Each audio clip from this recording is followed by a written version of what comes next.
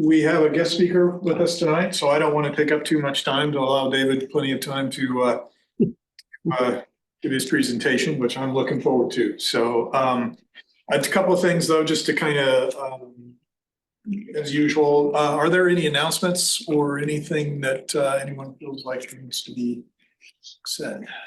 The observatory is now functional.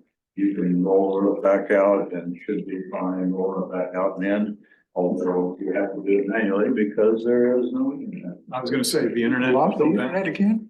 You didn't get damage from the wind a couple nights? No, it wasn't that. It went down before that, and apparently they were working on they were putting in some new equipment at the school, so. So I know Dave Crummer has been in contact with them. Has there been any movement on getting that back up? No, not that I know of. I haven't heard anymore. And I tried today and it was still down, so. Yeah, I looked at the webpage the other day just to see if the weather instruments had updated and they had not, so. David says no change. David Cromer says no changes now. Okay. Yep. Hi, Dave. Cover. Had to be specific. I don't know if I really have any other announcements. Members night coming up, the 6th. 6th, okay, members night on the 6th. Yeah. The 30th, I believe, is asteroid day. And there's various kind of online activities. It actually, I think it commemorates the date of the Tunguska. I think that's right. But I watched some of it last year online. It's pretty interesting. I mean, some of it's kind of, like watching people talk on the internet, but some of it was kind of interesting actually. So anyway, I thought I'd kind of just remind everybody, if you have absolutely nothing to do on June the 30th, you can tune into Asteroid Day. Anything else? One quick question. Would anybody be interested in me doing a presentation either next month or in July on to set up a home observatory? What to do instead if you. I can help you with that. I've got some experience in that area. Yeah, but yours works. Mine never. So far. Yeah, mine never did.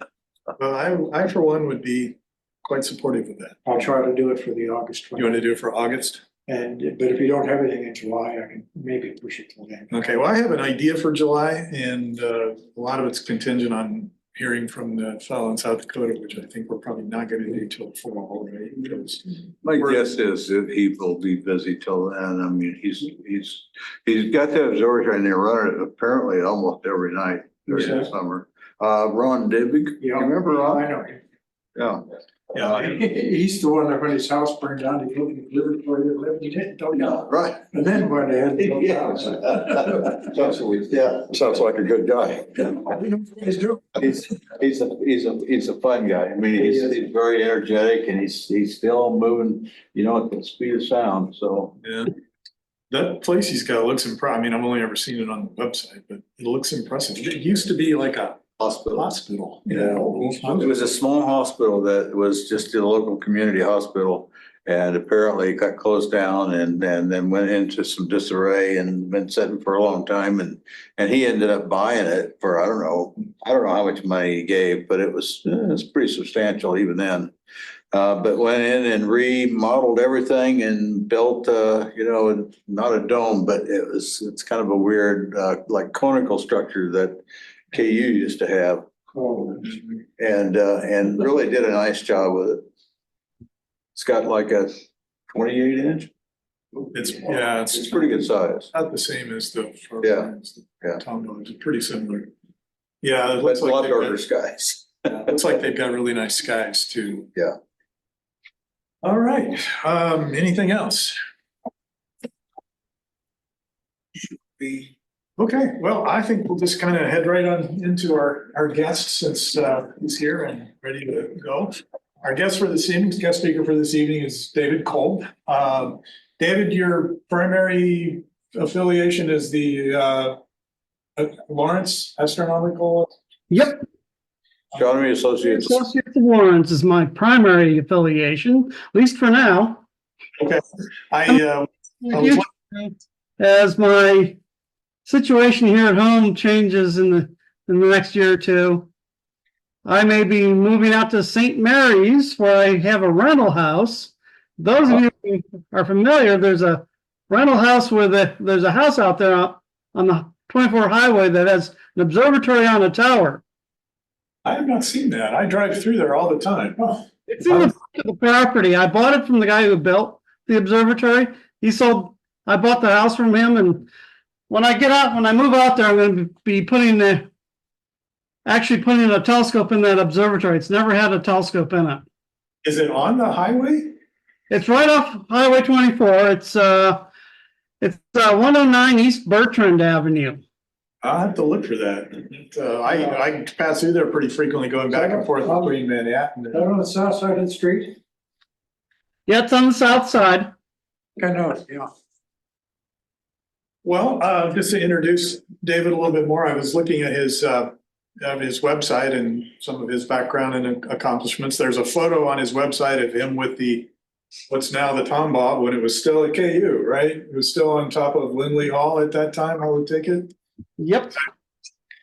I sort of vaguely remember that. I met my wife in the parking lot of Lindley Hall many years back. Anyway, has a background in astronomy and physics, including graduate work at Washington State University and undergraduate work at Central Michigan.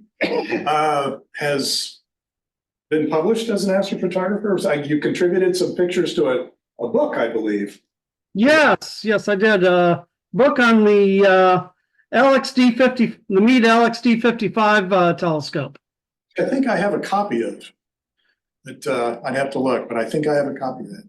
Anyway, was for quite a long time an astronomy instructor at Kansas City Community College, so has a little background in teaching as well. So with that, I will kind of get out of the way and turn the floor over to David. Okay, thank you. Well, tonight I'm going to be giving you folks a kind of a history of my experiences in astrophotography from the time when I first started in high school up until the present.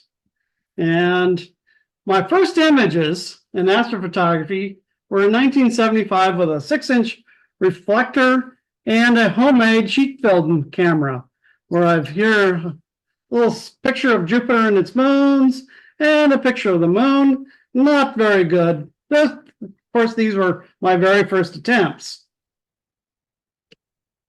Later, when I went on to Central Michigan, started using their 8-inch Celestron and 35 millimeter camera, and I started getting a little better at the photography. My main targets then were basically the moon. There's my first attempts at some color imaging, taken with some color slide film, and did my own processing with the Ektachrome developer. I won't ever do that again. If any of you've ever had an experience with the Ektachrome developing solutions, they're absolutely awful. Worst of the bads was formaldehyde. But these came out pretty well. One of my first attempts at Jupiter with a 14-inch Celestron and Panatomic X film.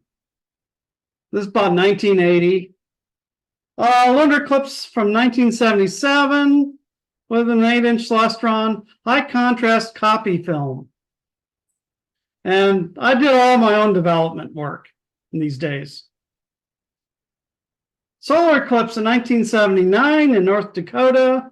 The partial phases here were taken with a Questar, and the total phase was taken with a 35 millimeter camera with a 200 millimeter telephoto. Comet Halley, 1986. Oh, my Olympus OM1 mounted piggyback on the Washington State University 12-inch refractor. You can just kind of barely see a little bit of a tail there. So, But here's now more recent.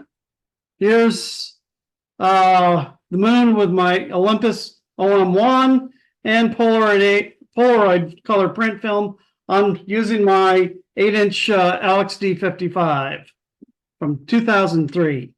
So I was just getting back into astrophotography after about a decade being away from it. Mars with film with the color print film on July 2nd, 2003. You can actually see a little bit of the polar cap for a film image. Not too bad. At least my first successful image, a film image with the of Mars. Then I switched over to webcam imaging in 2003.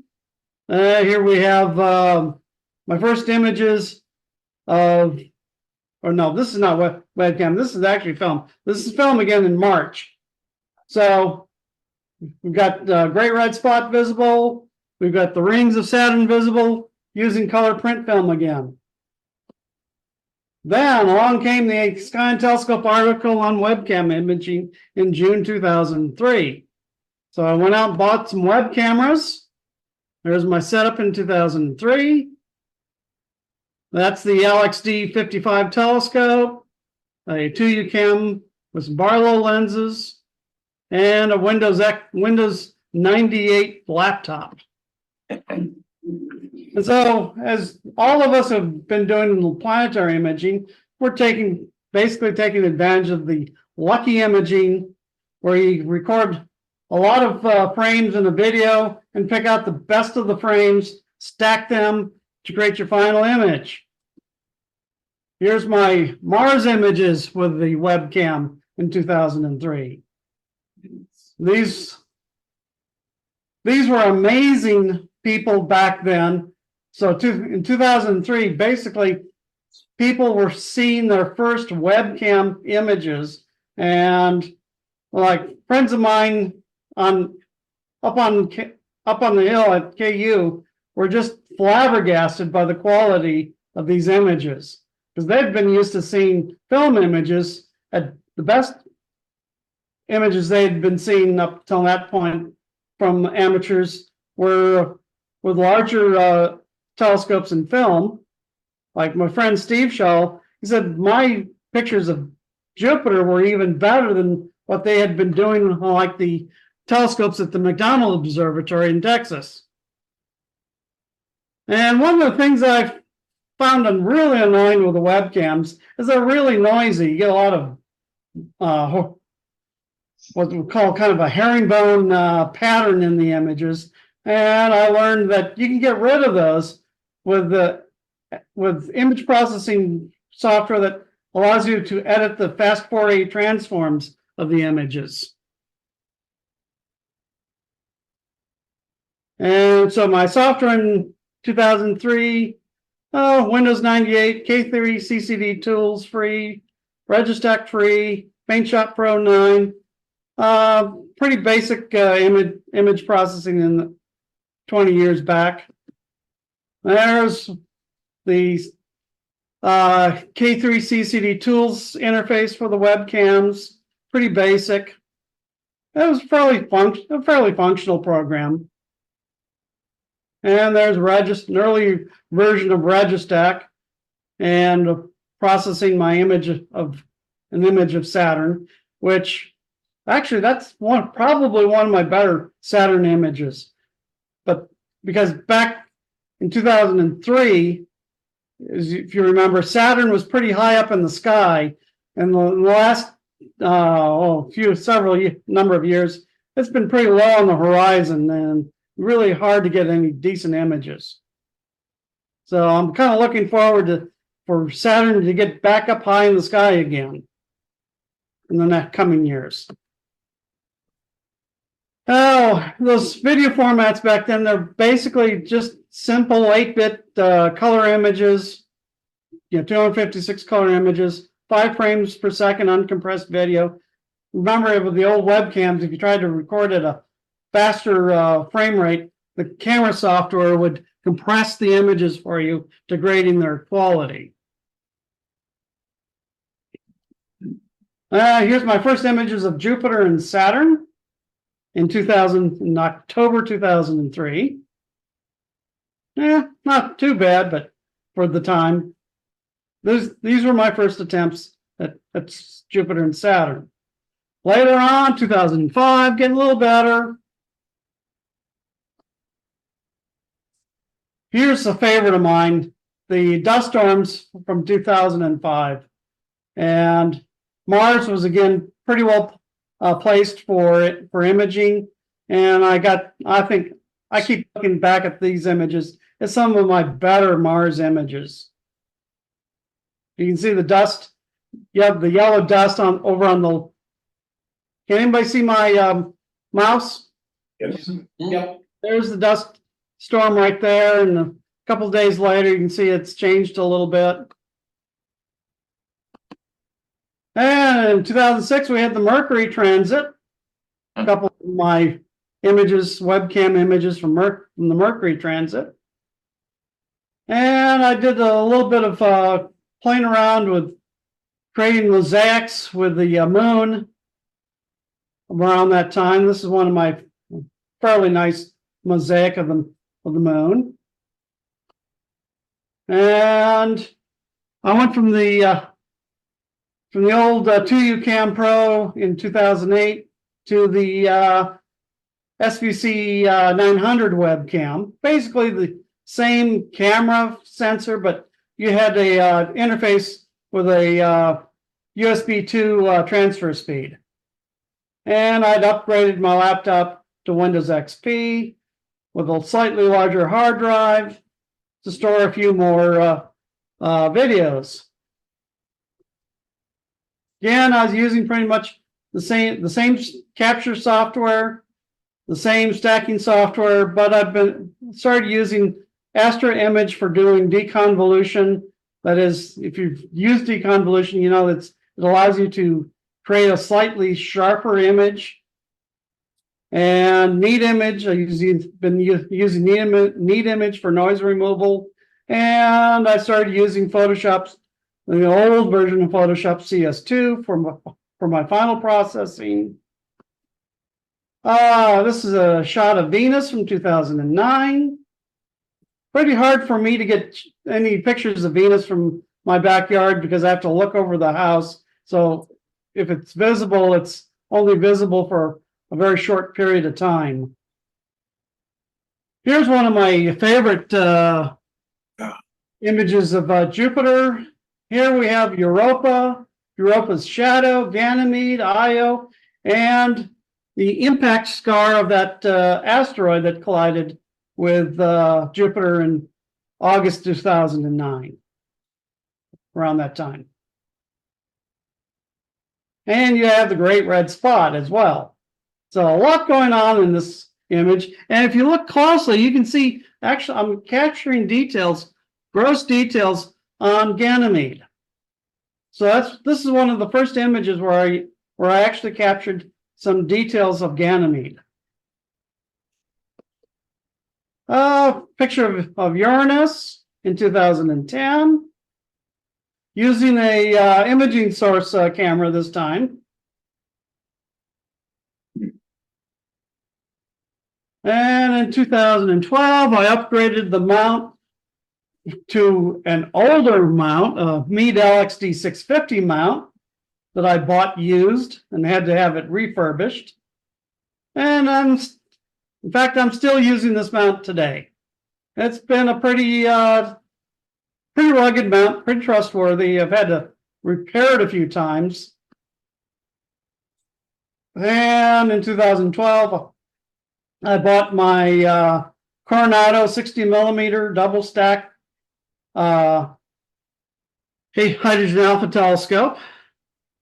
And I took that off to New Mexico, to Arizona for the annular eclipse. Here's another little setup that I made from a used basically a discarded 12-inch fork mount. that somebody had taken their tube off, and they sold me the fork mount for this is, I think I only paid $100 for the fork mount. Quite a steal even then. So I've got I've got the couple of telephoto lens, camera telephoto, another catadioptric telescope, and the H alpha telescope, all mounted together. Here I am in Arizona on Black Mesa for the annular eclipse in 2012. Went down there with my older brother. His telescope is set up, it's that celestron in the background. We're set up on the edge of Black Mesa, looking west. And there's the picture of the sun setting while the eclipse was in progress. And here's a kind of I dedicate this slide to my brother. He passed away a few years ago from brain cancer. While we were going down, this is a composite of his mosaic of his images taken with his celestron. And while we were heading down to Arizona, going through Monument Valley, we pulled off to take some pictures, and I kind of looked, I said, I've seen this scene before. I looked over to the side of the road, just where we'd pulled off, and here was this sign. Forrest Gump ended his cross-country run at this spot. Sure enough, yep, that's the spot. Somebody located the spot and put a sign there. I think the sign has been torn down since. But that was fun. And that's my brother there. And here's some of my pictures of the annular eclipse. This is taken with a OM1 800 millimeter Bosch lens and Kodak 400 ASA film. I was still using film for solar work back then because my web cameras just didn't have large enough sensors to capture the entire solar disk. And there's some images taken through my Coronado H alpha telescope. And following the annular eclipse, we had the Venus transit in June. These are a few pictures of the Venus transit that I took with a web camera. We were set up outside. I was set up outside of the one of the, what's that name of that building on West Campus of the KU? I can't remember the name of the big auditorium. We had what's that? Lead Center. Yeah, Lead Center. We set up outside the Lead Center, and I was taking pictures as people were walking by, showing them how I was taking the pictures. And there's a H alpha image of the transit taken with my Coronado scope. And some more Coronado solar images taken with film. This is the Kodak Technical Pan film. I still have a lot of it in the freezer. One of these days, I'll actually get it out and use some more of it because I'd like to use it up at least before I die at some point. And 2018, here's the planet-wide dust storms on Mars that covered pretty much everything. And in 2020, I moved away from the web camera and I purchased an ASI 178MC camera. And I also upgraded my laptop from Windows XP to a Linux laptop. And with this larger sensor of 3096 by 2080 pixels and very small pixels, 2.4 micron versus the 5.6 micron pixels of the web cameras, I'm getting much better pictures, much larger fields of view.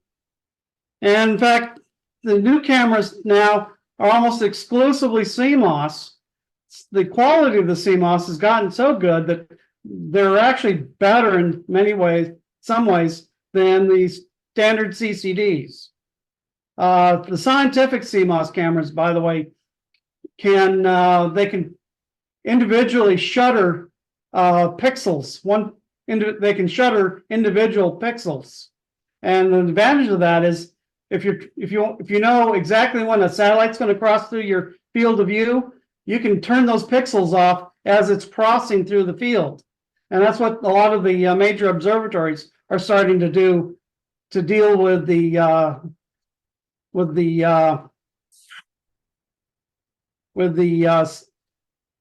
Starlink satellites. Here we go. Picture of Comet Neowise again with this same camera, just set up on a tripod and took 40 10-second exposures stacked with the ASI live software. And I was pretty happy with this image. Just camera on a tripod, no tracking, just letting the software stack short exposures. Here's Mars in October 2020. Here's one of my best images of Jupiter from November of 2022. Now, the nice thing about this opposition of Jupiter is that it was a fairly close opposition, and the angular size of Jupiter was rather large. Was about 55, 56 seconds of arc, I think, wasn't it? Something like that, quite large. So you could really get some small, fine details on the planet. Again, this is with the ASI camera. Here's a picture of Saturn from the same day. Here's a picture of Jupiter from this January. I decided to take advantage of the wide field of view of the camera to try to pull in some of the moons. And the scene on this night was pretty good. You can see some detail in Ganymede, a lot of nice detail on Jupiter.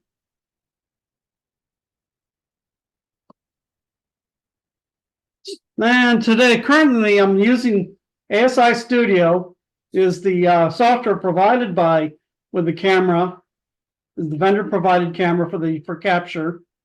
And I'm using AutoStacker for the stacking. I like the AutoStacker a lot better than, it's much better than Registax. It handles the large video files, the large frame size of the videos and the large file sizes. So it's a lot better than Registack. Still using Astro Image for some deconvolution work, Neat Image for noise removal, PixInsight. I recently purchased that, and I'm still trying to learn to use it. I've been using it mainly for some of enhancing prominences in my hydrogen alpha images. And another new kid on the block is AstroSurface, another free program that does stacking, wavelets, deconvolution, noise filtering, and other post-processing. I call it the Swiss Army knife of the astronomical image processing. And I've actually gotten this program to run on Linux under Wine. And there are some other programs you can get to run under Wine as well. There's some YouTube videos on how to use this application that I've included a link here. And for my post-processing, my final post-processing, I'm using the GIMP. Kind of getting away from Photoshop, mainly because the copy that I have is so old, and then you can't get a new copy that you can just install on a desktop. It's this they've gone to the software subscriptions. I don't like that at all. So I've been learning to use the GIMP. It's it's actually pretty darn good. It's the ASI Studio interface. It's got the ASI Capture for planetary imaging. It's got ASI Image for deep sky imaging, ASI Live for stacking, deep sky stacking. It's got an ASI video stack program. It's not a very good stacking program for planetary videos. I've tried it. It's just not. It doesn't have a whole lot of features. It's pretty crude.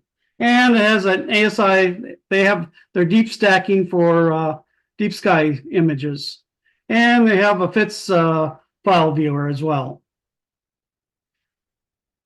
Oh, they did add a new program, new feature recently, I think since this screenshot, and that's they added something for doing capturing meteors. Here's the ASI Capture interface where I'm doing some white light images of the sun. Here's one of my shots of the sun in H alpha using my Coronado telescope and my ASI camera. And I made a composite of prominence and disk exposures here using the GIMP. Another H alpha image from May of 2023. This is not a composite. You can see there are a lot of prominences around the edge of the sun there. Here is some prominence images from May 10th, 2024. Anybody remember what happened on May 10th? Solar flares. Yep, huge solar flare. And you can see there was a very large prominence in the vicinity of that sunspot, that active region, but this was not from what I can recall at all associated with that active region. It was associated with another active region that had moved off from the back toward the backside of the sun. Here's that sunspot, that the active region that produced our northern lights, the worldwide aurora on the 10th. Here's another filter that I bought. This is a Daystar Calcium H filter. And I was always wondering why there were most calcium filters for the calcium K, for the calcium K line. Well, it's because in the calcium H line, there's a hydrogen line.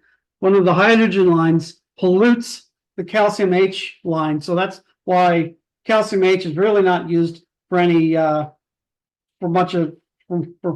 much other than casual visual viewing. Here's a calcium H image, and your bright regions representing the active regions of the sun, along with your sunspots. So these white regions are putting out more radiation than the surrounding solar disk. And here's some calcium H prominences seen with the calcium H filter. This one was really bright down here on the lower left. I was really surprised at how bright that was in calcium H. They're usually very faint. Here's the auto stackered interface that I've been that I use for my planetary and solar stacking. I find this is to be pretty darn good. I like the multi-point alignments much better than what you would get with the Registack. It seems to work a lot better.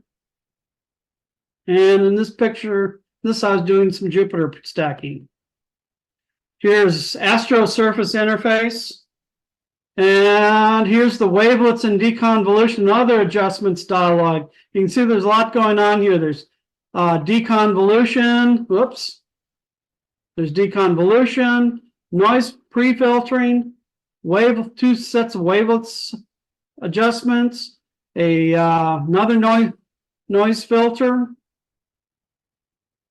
So quite a bit going on there within that dialogue.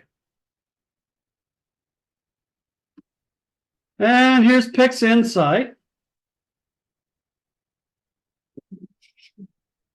And here's my latest imaging setup. This is a homemade refractor mounted on my Meade LXD 650 mount. I've got an ASI Air Plus attached to it, running the focuser, the camera, filter wheel, and the mount. And that's being controlled by my tablet computer. Now, to get the ASI focuser attached to my GSO focuser, I had to do a little custom machining. ZWO does not support the GSO focuser, so at this time I did not have a 3D printer, and I ended up machining something myself, and it works really quite nicely. I'm happy with it. There's the ASI application running on my tablet. I was capturing some still images of the moon. The one thing I don't like about the ASI application, ASI app, is that it doesn't allow you to do video capture of the moon or the sun in full frame, using full frame of the video of the camera. It crops the video feed to just a much smaller, to like, oh, I think it was like, okay, here's the maximum resolution, 1280 by 960. You can see down here in the corner. That's the largest frame size that you can have for the ASI app. And when you're shooting when you're trying to shoot the moon, yeah, it doesn't really work that well. There's the moon where I just captured the still images. Still images, I could capture the entire disk of the moon. And I've tried doing some M40, some deep sky imaging from Lawrence using the my ASI 1600 camera and the filter wheel on my 5.5 inch refractor. Now, some of the fun stuff, when you get all these pictures, what I like to do is create 3D images and animations, because I consider these kind of like eye candy. And in order to make a 3D image, you basically need to capture a planet either by waiting for the planet to rotate a little bit. Well, like Jupiter, you can let it rotate like just a couple of minutes is all you need to let it rotate in order to create a 3D image. Planets like Saturn, you really need to get a 3D image of those rings. You need to wait a couple of weeks between images. And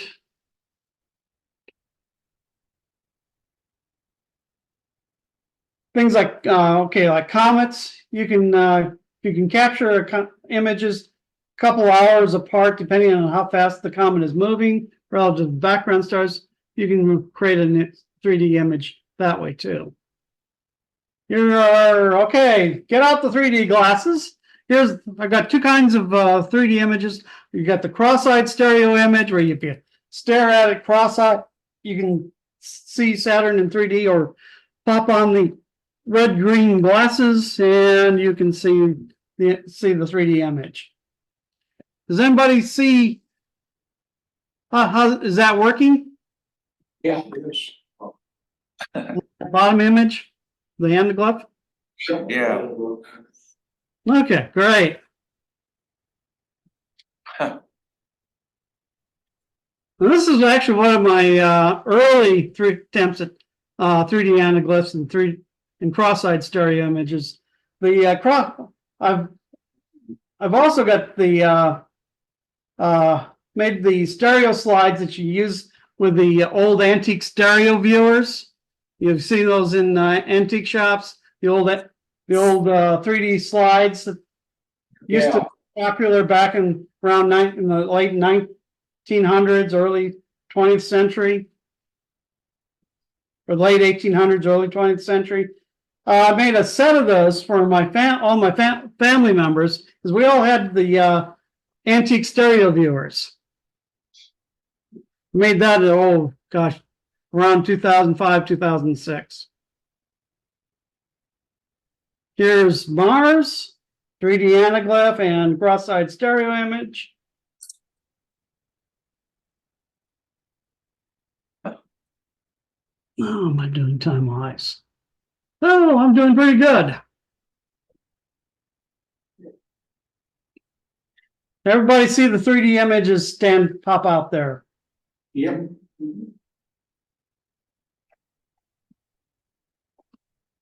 And here's a couple images of Jupiter. Top one it's a cross-eyed image showing the Jupiter and its moons, and the bottom is just a 3D anaglyph just showing the planet by itself.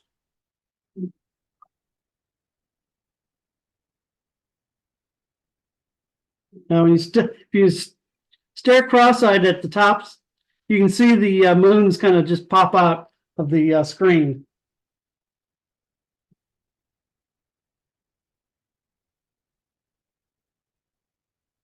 Everybody had a chance. Can everybody see the 3D effect on those? Yeah. Okay. Now, Comet Neowise.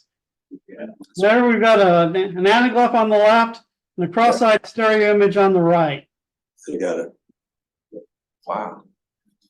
That one actually pops out. The comet pops out quite nicely in that one. And that's just I don't know if that is even an hour between the two images.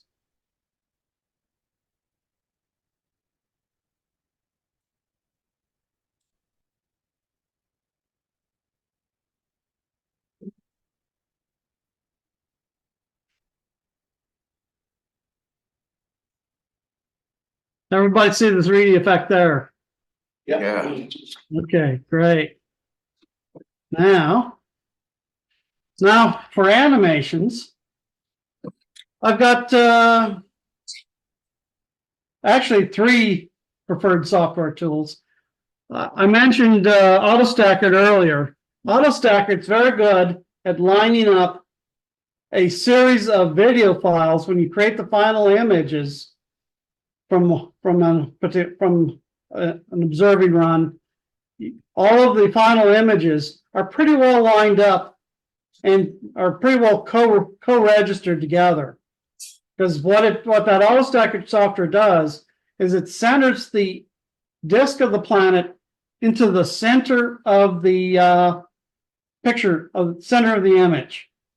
And then you can run those images through PIP, the planetary image preprocessor, and create an animation from those, either as an animated GIF, or I believe you can also do let me admit somebody here.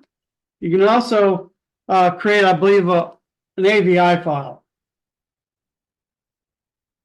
Another way that you can create animations is an animated GIF using the GIMP. If you have a series of images that aren't co-registered, you can create an image with layers and line up, then use the layer adjustment tools to line up the individual layers with the first layer, and then export the image as an animated GIF.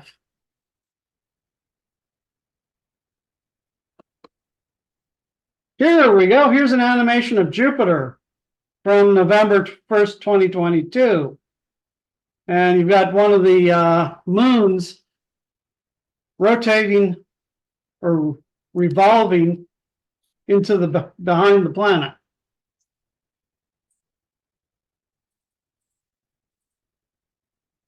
Again, this animation was created with AutoStacker and Pip.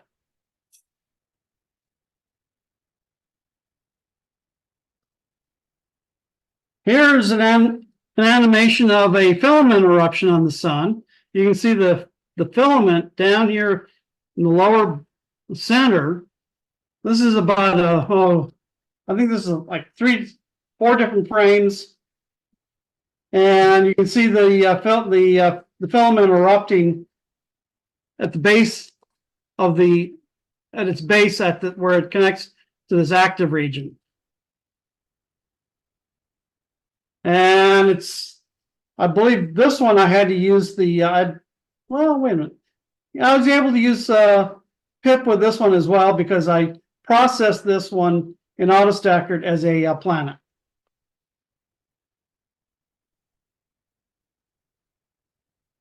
Here's an old animation of mine. This is one of my favorites. It's a Saturn tilt animation taken of image compiled from images taken between 2003 and 2013. One of these days, now that I am going to be retired starting tomorrow, it is fun. Should be able to find some time to get back to these past images and extend the animation out to the present. That'll be nice to see almost 20 years of Saturn. 20 seasons of Saturn. Okay, here's a Jupiter animation. This is you saw one of the stills earlier where you have Ganymede. Oh, the video's getting kind of jerky. I think that's just my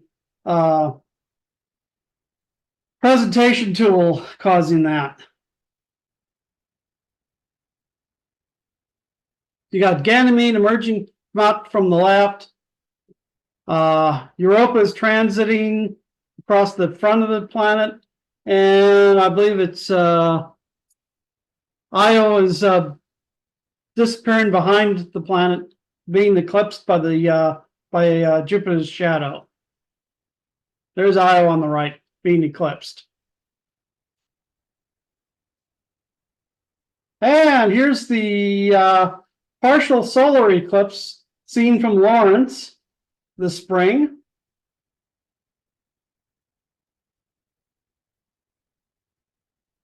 And if you really look carefully, you'll at the sunspots on the sun as it goes from the beginning to the start to the end of the animation, you can see a little bit of the sun's rotation in this video.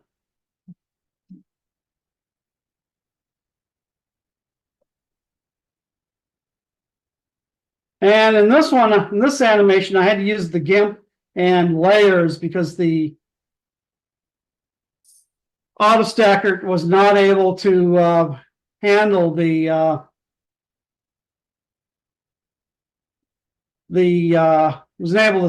not able to center the sun in the frames because the moon is cutting off most of the sun throughout this, and so AutoStacker was shifting basically the center of the shifting the sun around the frames as I was when I processed the final frame. The sun was not co-aligned with the frames were not co-aligned, so I had to use the GIMP and layers to do this one. Mosaics and panoramas. Been a number of tools available in the past to do mosaics. iMerge is a very old tool. created in 2003, limited to bitmap and FITS files. It works pretty well for the moon. It can handle some large files. Photoshop has a photo merge function. I find that the photo merge function on Photoshop can be a little tricky to use. It doesn't always blend the frames together. Doesn't always do a very good job of the blending the frames. GIMP has a panorama plugin, and I've been using that to stitch my white light and calcium H solar images together using the panorama plugin in GIMP. Now there's another program that's fairly new, image processing, called Affinity Photo. This is a paid this is a commercial product, but it only costs about $50. It supposedly has pretty much all of the functionality of Photoshop, a good chunk of the functionality, and it has some astrophotography specific functions. So it appears that the authors of Affinity Photo seem to be astrophotographers.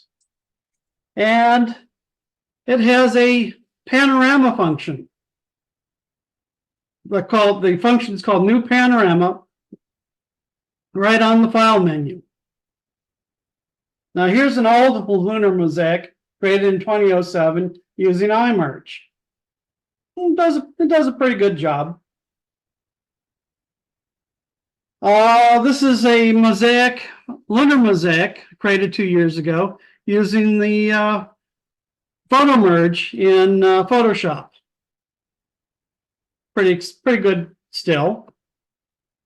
And here's a panorama from the aurora from May 10th, created using I created the still images with an Olympus TG6 handheld digital camera and Affinity Photo to do to create the mosaic.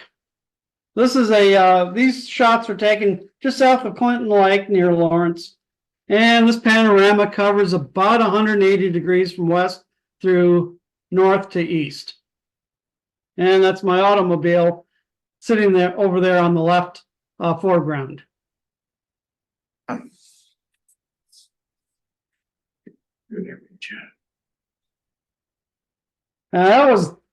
tell you, that was the best aurora display I have seen since the early 1970s when I was living up in Michigan. We saw that PowerPoint. It was really good. I bet it was. And you're quite a bit farther away from the city lights too. By Clinton Lake, I was still dealing with quite a few city lights from Lawrence. Yeah. But the display was still pretty impressive. I think I stayed out there for an hour or more. I finally went home as the aurora display was starting to dwindle. Now, one of my other projects I've been working on, back last fall, I bought myself a 3D printer, and I 3D printed a spectroheliograph. I'm using my ASI 178 camera to capture so I started with. I was using the color version of the ASI 178. And it's a 2400 line per millimeter grading. And I downloaded the STL files from AstroSurf and purchased the optics from Shylock Instruments. The optics are the most expensive part. They're about $500–600 for all of the optical components. Your slit, your two collimating lenses, and your grading. This is the completed printed spectroheliograph, and it has a wavelength scale on it that you can print off, and gives you approximate positioning of the various regions of the solar spectrum. There are the parts before assembly. There's the assembled spectroheliograph on mounted on the finder of my 5-inch refractor. You want a fairly short focal length telescope because the slit of the spectrograph is fairly small. It's a 4 millimeter long slit, 10 microns in width. And so you don't want anything much more than, say, about, this is I think it's like 180 millimeter focal length finder here. And you also need a neutral density filter on the front of the telescope so that your optical components don't overheat. You want it, you want something, a neutral density filter that's dense enough so that you can put your hand at the focal point of the finder and not burn yourself, not feel, so it's not warm. So you need a pretty, like, I think I used an ND, an ND 1000, or is it ND neutral density 400 filter, something like. Don't remember which one it is, but it's got to be a pretty decent, pretty good neutral density filter.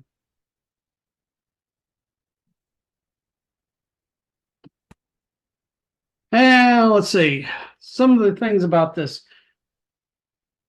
When you're capturing a video with a spectroheliograph, you want a fairly narrow region of interest, about 100 pixels wide, centered on an absorption line like your hydrogen alpha line.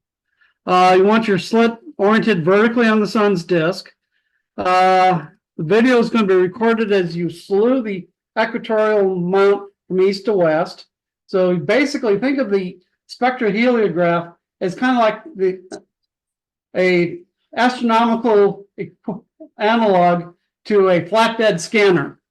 You're going to scan the disk of the sun using that slit where you're using the right ascension drive on your mount.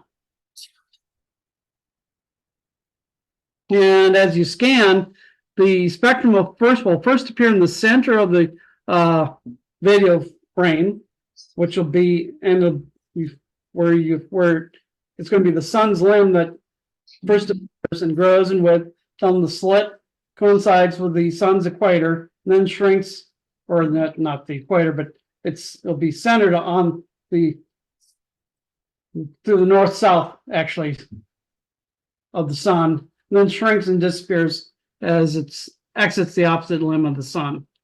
And the video that you capture is going to be processed by some software called INTI software package. It's a software package developed by a French software developer. And one thing about the final image of the that comes out of your spectroheliograph, it's fairly noisy because you're only capturing one image of the sun. It's a single unstacked image. Now here's a here's a diagram. Here's the animation, a video clip from one of the captures as the slit is slewed across, as the slit goes across the disk of the sun. Now you'll notice there are a couple of dark lines on either side of the video frame. Those are just some dust particles on the in the optics. So I've got a couple pieces of dirt on the diffraction grating that I can't blow off, but really don't show up in the really much in the final image. So here you've got your slit. This little line, vertical line, represents your slit, and you slew the telescope so the slit passes across the disk of the sun.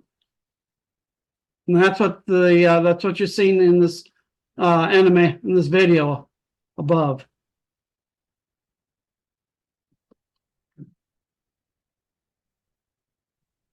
Now, the software for recreating the solar image from the scan of the spectral line, it's designed for Windows and Mac operating systems, written in Python, and it runs out of a command window. And when you run it, it's going to open up a lot of windows when it's finally completed processing the video file. I've been able to get this to run actually on Linux under Wine as well. Here's some screenshots of the INTI software. Here's the terminal window, my command prompt. Here's the user interface. You have you open up one of your video files, and I just click OK, and you end up with this. And it saves off. It'll automatically save off the image files. You'll get an image. One of the images will show the disk of the sun. Another image is going to show you your prominences. Here's my first low resolution spectroheliogram from last October 7th. And a little later, a higher resolution spectroheliogram from November 10th. And you can see how much contrast there is on these dark filaments. Whereas on, say, your typical Coronado instrument, there's a lot less contrast between a dark filament and the solar disk. You've got a ton of contrast here in these images.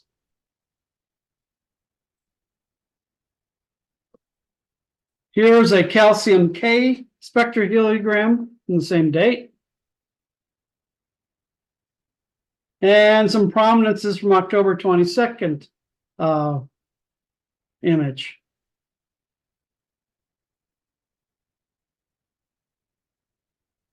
Some resources for planetary imaging. Christopher Go has, these are actually links in the video, has some YouTube videos that walk you through the processing of planetary images.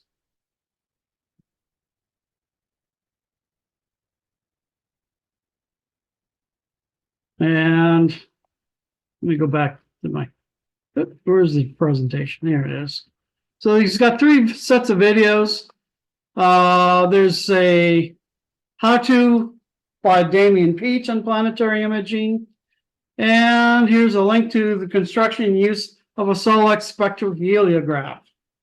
I'm going to make this presentation available on my website here this weekend. So if you want to visit my website later in the weekend, I should have this presentation posted on my website. Questions? What was the difference that you changed between the high resolution and low resolution spectroheliograph image? I remember it was.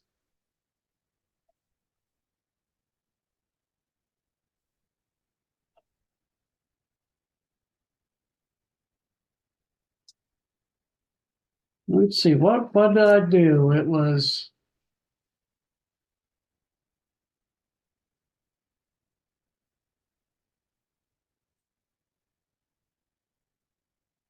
I think I added I added a Barlow lens, a 2x Barlow lens, so that so the solar disk filled more of the slit.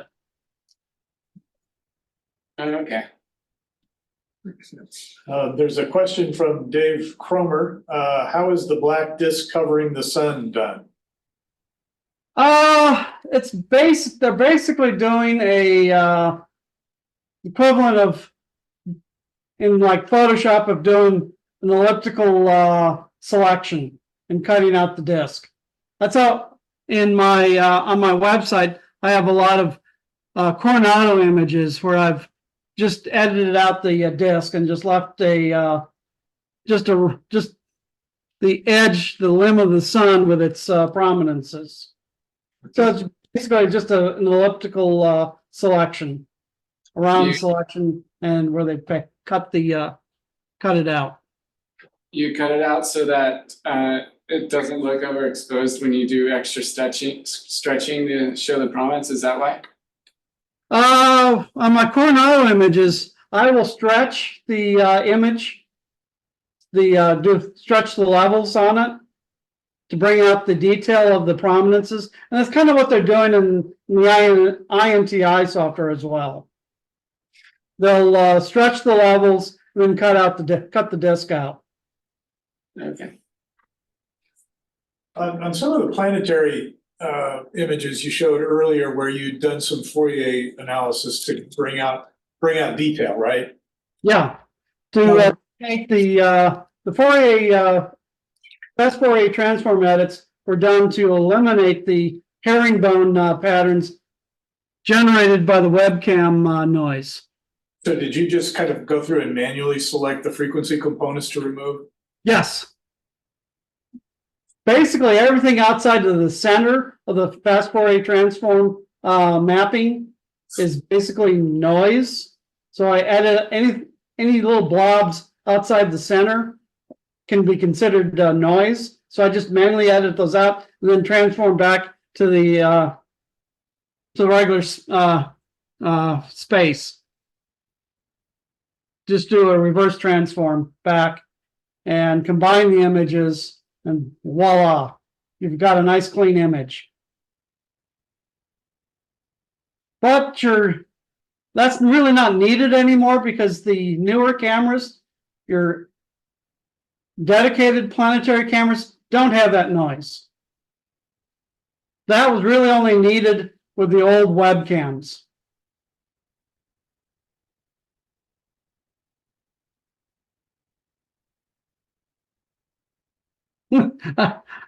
I remember at it was a meeting of the regional meeting of the Astronomical League, the Midwest regional meeting. Some years back, I gave a presentation on planetary imaging, and I talked about the Fourier transform to eliminate the noise in the webcam images. Well, the speaker right before me, Bruce Twarog, talked about Fourier transforms for teasing out information from the data coming from the Kepler spacecraft. And right after me was another professor, KU professor, Adrian Malott, talking about using Fourier transforms to search for extinction events in the Earth's history. So I think we had a lot of deer in the headlights looks from the attendees after getting 3 presentations in a row that talked about Fourier transforms. On the wavelet stuff you do, does that software let you choose the kernel? The astrosurface. Are you not talking about are you asking about astrosurface? I think so, whichever one you're using to do the wavelet stuff.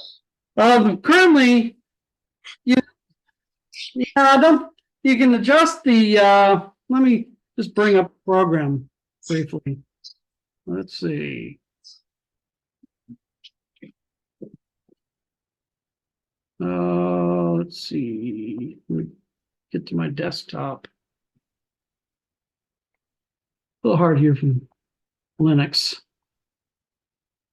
Let's see. Let me escape out of the. Let's see, astrosurface here somewhere. There it is.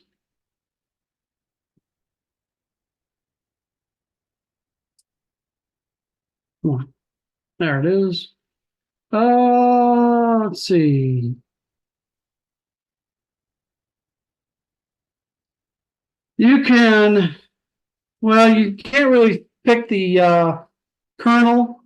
You can adjust the size of the features that you're going to sharpen and the strength of the wavelets, and that's about it. Okay, Oh, yeah. I just, Control over the kernel. I- You have some points. You have some kernel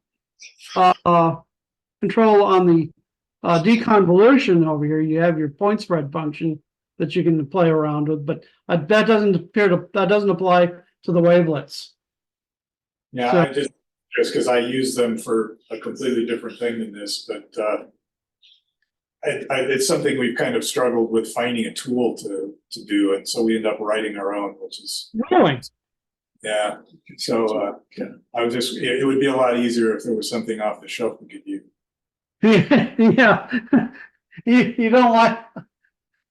I don't like reinventing the wheel. Inventing something like that myself if it's available somewhere else. Well, and I'm using the royal we here because I don't do it. I have students that do that, but here's another question from Dave Cromer. Asks, I believe you have some historical scopes and literature. Can you talk a little bit about that? Historical scopes. Yes. I've got one old scope. Is he talking? There's an old 8-inch or 10-inch reflector that I have in my garage right now. That's a kind of a project waiting to be worked on. It's an old reflector from about 1920, I believe. But as to who made it, I don't know. It's kind of a mystery.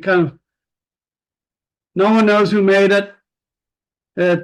Interesting enough, the mirror is fairly old. It's basically soda glass mirror with a silver actual silver coating that's highly oxidized. Dave Cromer, was that what you were referring to?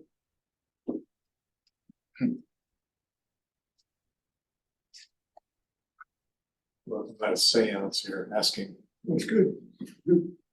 Yeah, that's what he was. Chat.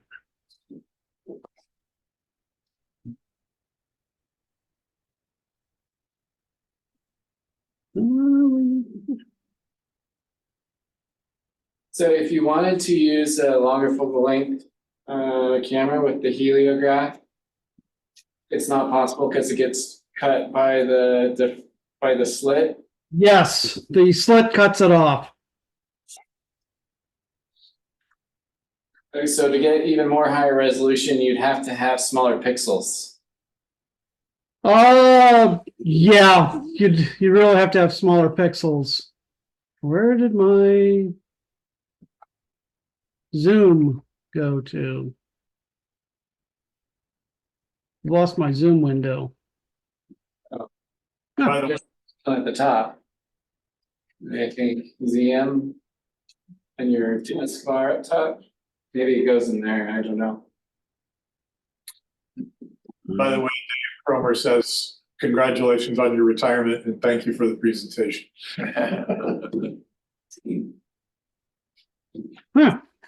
I've lost my zoom window. That happens occasionally on my Linux laptop. I can't see you guys, but you can see my desktop. I can't unshare unless I actually just close. Huh. Well, are there other questions? What was the website? Oh, here. You can still see my desktop, right? Yep. Okay, that's good. No, I don't know. Let's see, do I have it on? No, I don't have a shortcut on here. I'll have to just go.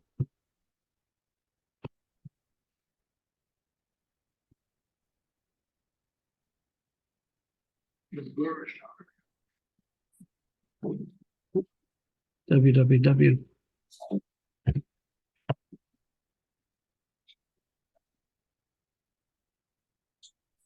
Or just search for David Kolb's astronomy website. There you go. Sunflower-astronomy.com. Sunflower astronomy.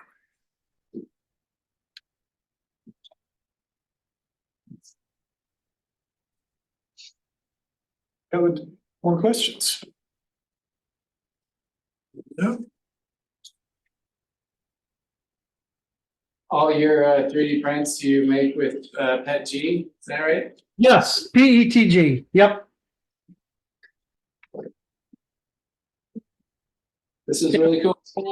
Other stuff tends to not hold up as well. Yeah, And the PETG is a little more temperature tolerant. Do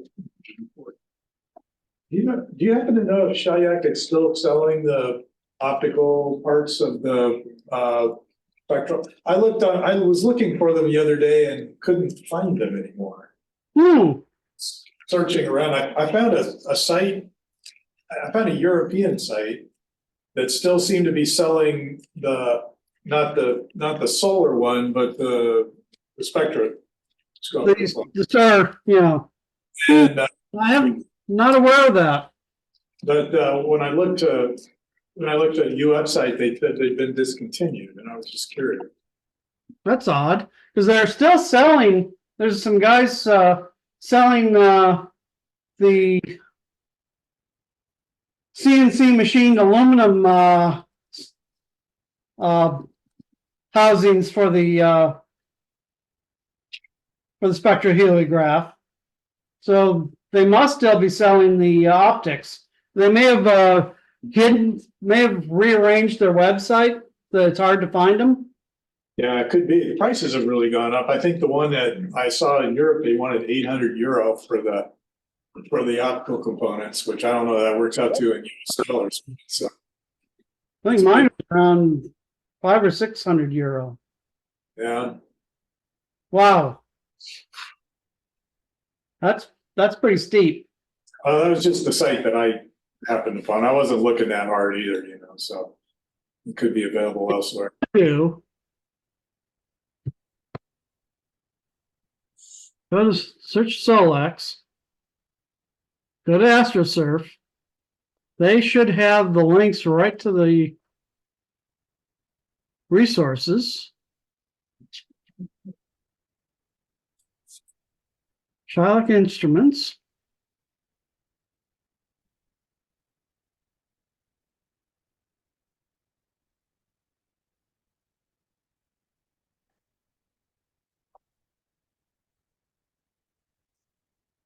Their website's changed a little bit. Yeah, this is different from what I was looking at, so I may have been looking at the wrong thing. Books.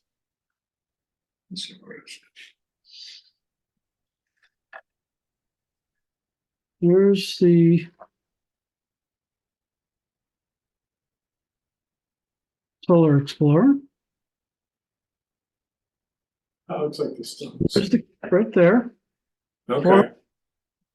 Okay, 405. I guess I was looking at the wrong thing then. There you go. That's good to know. So yeah, just go to the Solex website, and your link to the Shylock Instruments is right there, and there's your kit.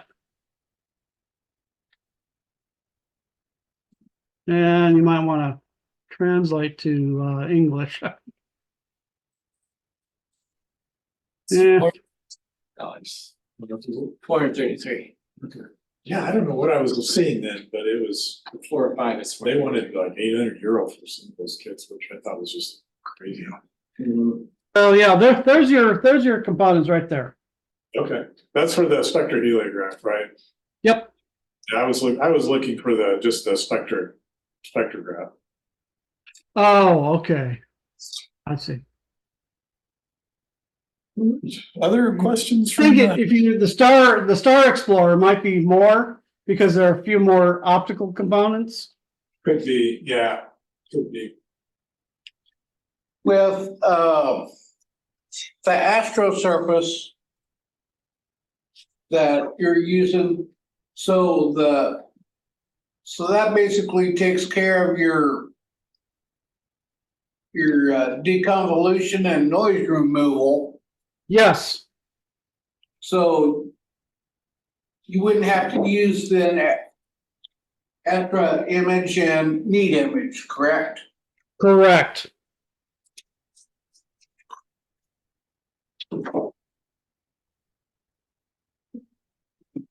Yeah, it seems to do a pretty good job of doing basic noise removal and well, some deconvolution there. The kind of deconvolution they're doing, I don't particularly like. I like the using the algorithm called maximum entropy for deconvolution. It, in my opinion, does better work on planetary images than the deconvolution that's being done through astrosurface. The only thing I don't like about what's the other, what was that? Astro Image is they are going to a software as a service kind of model for their or actually subscription service, which I don't particularly care for. Come on, open up. Okay, again, this is Astro Surface. This is Astro Image for Windows running under Wine on Linux. But if you go to their website,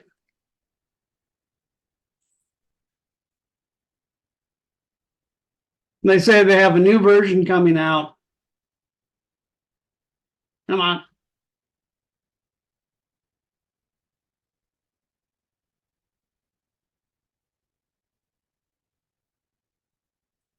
Astro Image 6 coming soon, but it's going to be a subscription based product. I hate those.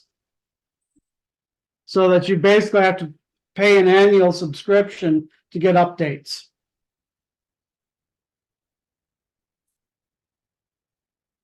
They're getting greedy. Trying to keep up with inflation. It does a nice job. It's not a bad application, but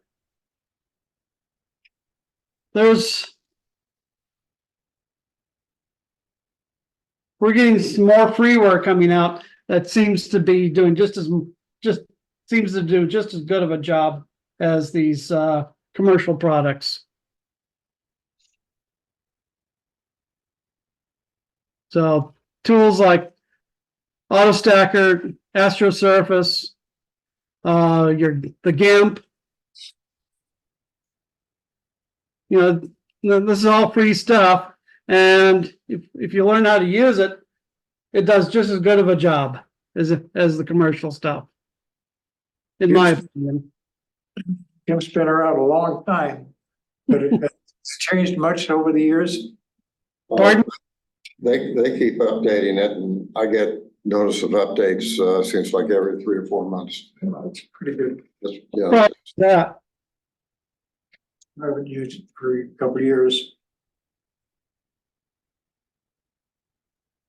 I'm like you, I won't pay Adobe subscription prices. Yeah, I don't like Adobe subscription prices. When you consider that the GIMP basically does everything that Adobe does for free, why would I want to buy it? Subscription.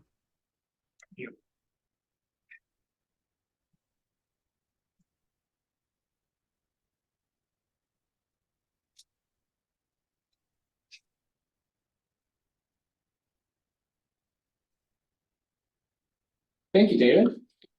You're welcome. Are there any other questions? I think we got everything. I get it. Good. Thank you very much. Thank you. You are welcome. I've enjoyed giving my presentation to you folks. And you say that you're gonna post these slides on your website? Yes, I will be posting the presentation on my website this weekend. Okay. Do you mind? And We I post will it. have- it'll be a PDF version. It won't be the I'm using this presentation as it's the LibreOffice Impress presentation. So a lot of people probably don't have that. That's what I have on Linux. And I've converted it to a PDF. So anything where there's a video, I have a link to the video on my website. Within the PDF. Oh yeah, do you mind if we took a recording of this and posted it on YouTube or something, or? Oh, the tonight's presentation? Yeah, fine. That's great. Okay, I'll send you a link if, when or if we post it. Okay. Excellent. Okay, that's good. Thank you. Thank you very much. Okay, let's see. We'll see. Good. And say good night. Good night. Take care. Bye. Bye-bye.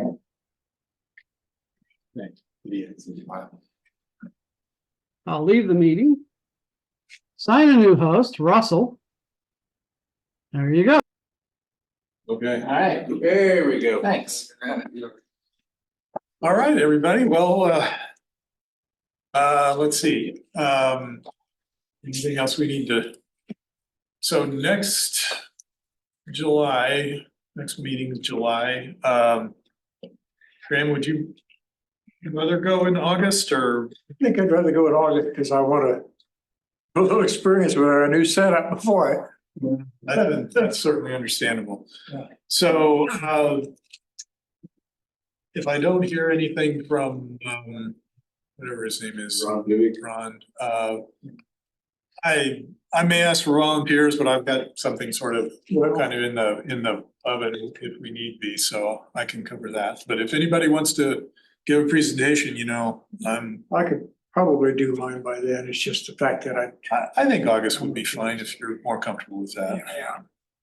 I'm kind of looking forward to hearing about it, especially about the, will you talk a little bit about the setup in New Mexico? There's my intent, would be sure I can cover some of that, Yeah, but we've got to get it up running before I can talk about it.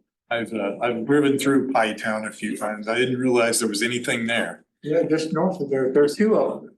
It's important that there isn't anything there. Yeah. That's why we like it, because there isn't anything there. That is the idea. Well, yeah, my mom used to live on the north end of the Phoenix Yeah, Valley of the Sun. She lived in Apache Junction, Arizona.